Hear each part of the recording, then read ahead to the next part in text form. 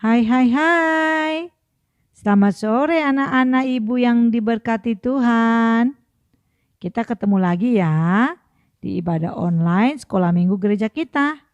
Yuk kita baca sama-sama Alkitabnya dari Kisah Para Rasul 4 ayat yang ke-12. Yang udah bisa baca biasa ya bersama ibu membacanya, dan yang belum bisa boleh mendengarkan dengan baik. Oke? Ayo.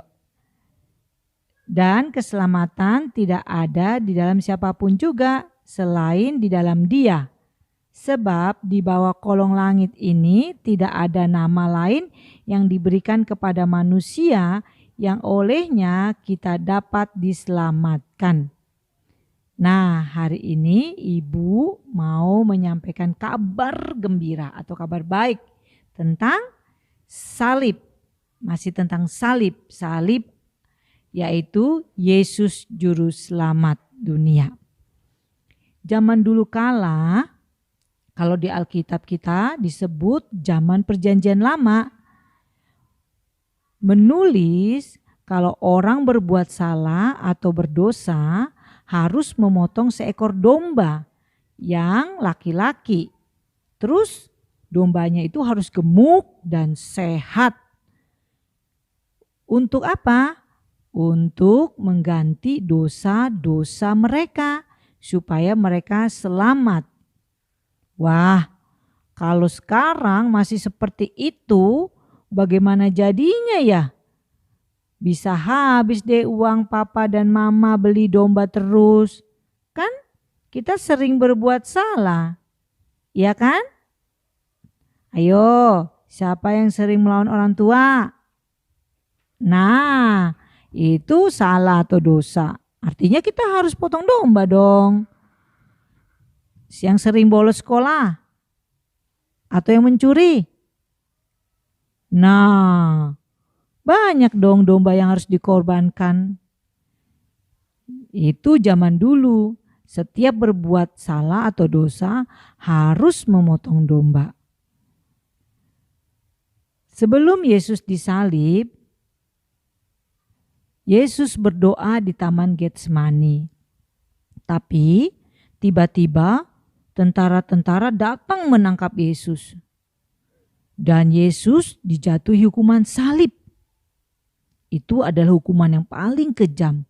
Hukuman untuk orang yang paling bersalah atau berdosa. Padahal mereka-mereka yang menangkap Tuhan Yesus itu, mereka itu tidak menemukan kesalahan Yesus. Sedikit pun tidak. Karena Yesus tidak pernah bersalah. Tubuh Tuhan Yesus dipukul sampai keluar darah. Dan Tuhan Yesus disuruh juga memikul kayu salibnya sendiri. Waktu Tuhan Yesus menuju Bukit Golgota yang disebut juga Bukit Tengkorak. Kenapa disebut Bukit Tengkorak? Karena bukit itu tempat menghukum orang-orang yang berbuat jahat. Di bukit itu ada prajurit-prajurit bersama orang-orang yang tidak suka dengan Yesus. Mereka itu berteriak-teriak, Salibkan dia, salibkan dia, salibkan dia. Dan di situ juga ada ibu Yesus dan saudara lainnya. Mereka hanya bisa menangis.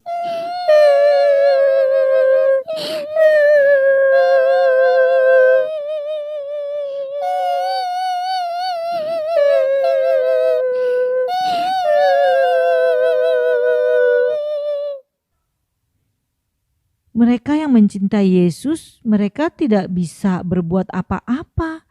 Mereka hanya bisa menangis karena Tuhan Yesus sudah dijatuhi hukuman salib. Akhirnya prajurit-prajurit itu menyalibkan Tuhan Yesus. Mereka merasa senang karena berhasil menyalibkan Tuhan Yesus. Banyak orang yang menertawakan Tuhan Yesus.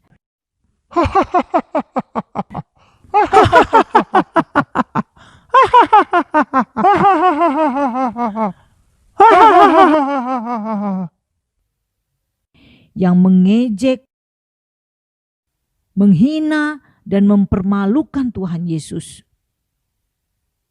Anak-anak tahu arti kata mengejek? Mengejek itu ngata-ngatain. Ngata-ngatain dengan kata-kata yang tidak baik atau tidak benar. Siapa di sini yang suka ngatain teman-temannya? Tidak boleh ya. Itu dosa loh. Waktu mereka mengejek Tuhan Yesus, diam saja. Tuhan Yesus tidak berkata apa-apa. Tuhan Yesus tidak melawan. Malah Tuhan Yesus mengampuni orang-orang yang jahat itu loh.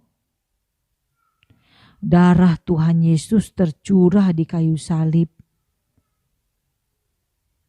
untuk menyelamatkan semua manusia yang berdosa. Kita bersyukur karena Tuhan Yesus telah menggantikan domba itu dengan tubuh Tuhan Yesus sendiri yang mati di kayu salib. Jadi kita yang percaya Tuhan Yesus tidak perlu lagi memotong domba supaya dosa-dosa kita dihapus atau kita memperoleh keselamatan. Tidak usah, karena Tuhan Yesus telah menjadi korban yang sesungguhnya.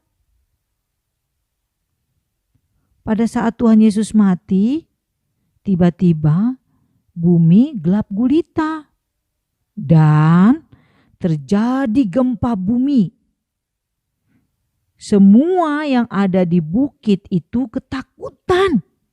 Mereka heran, kenapa bumi tiba-tiba gelap sekali dan bergoyang.